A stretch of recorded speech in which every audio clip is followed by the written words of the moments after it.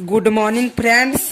तो आज फिर से हम लेके आ गए हैं आप सबके बीच एक शानदार सा मैटर जो सुभाष राजा जी के गाने पे लाए हैं। पहले तो सुभाष राजा जी का पहले गाना बहुत हिट था जब तक यूट्यूब का जमाना नहीं था। अब तो हल्का फल्का चलता है, तो मैं पहले वाला सॉन्ग का मैटर लाया हूँ। जो पहले वाला गाना था, भौजी रे हम यार बदलब प्यार बदलब प्यार बदलब रे पुराना का भतार बदलब।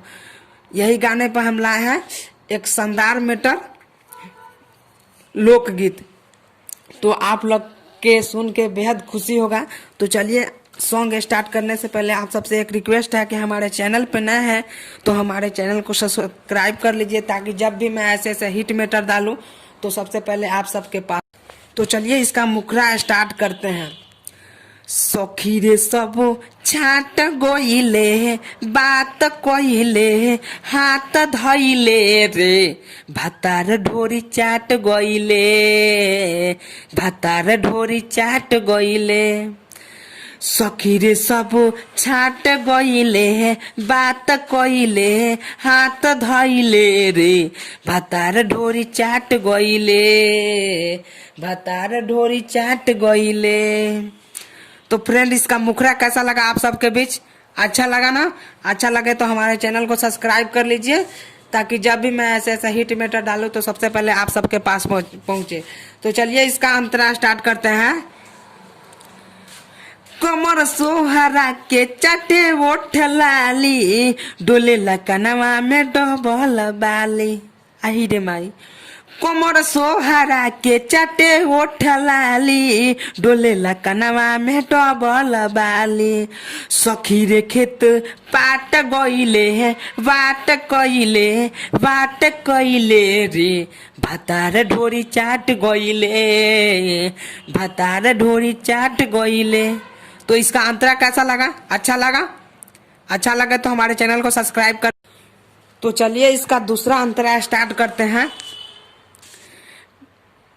प्यार करे के ना बा एकरा ढंग रे लांगा में हमारा धइले बाटे जंग रे। अरे सखी, प्यार करे के ना बा एकरा ढंग रे लांगा में हमारा धइले बाटे जंग रे। जरी से सब काट गइले ठाठ कइले रे भतार ढोरी चाट गइले भतार ढोरी चाट गइले। तो कैसा लगा इसका दूसरा अंतरा? अच्छा लगा? अच्छा लगा तो हमारे चैनल को सब्सक्राइब कर लीजिए। चलिए इसका नाम वाला अंतरा बताते हैं। राइटर शंभू आया बबलू बिहारी मन करे दीही काटल काटल गारी।